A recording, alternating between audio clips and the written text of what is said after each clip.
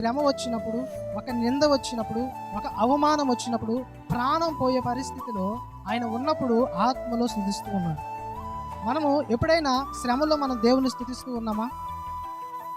నిందల్లో మనకు వచ్చినప్పుడు, అవమానాలు వచ్చినప్పుడు దేవుణ్ణి మనం స్తుతించే వారిగా ఉన్నామా? లేకపోతే దేవుణ్ణి దుఃఖపరిచే వారిగా ఉంటున్నామా? ఆత్మలో స్తుతిస్తూ ఉన్నామా? లేకపోతే దేవుణ్ణి దుఃఖపెట్టుచు ఆయన్ని అవమానపరిచేటట్లుగా?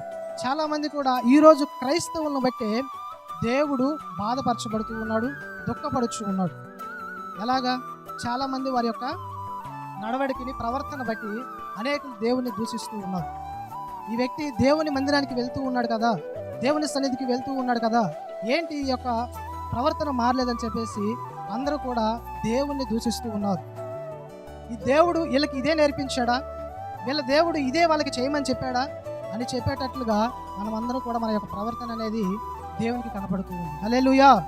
మన ప్రవర్తన మనం మార్చుకొని ఆత్మలో స్తుతించే వారిగా మనము ఉందుముగాక.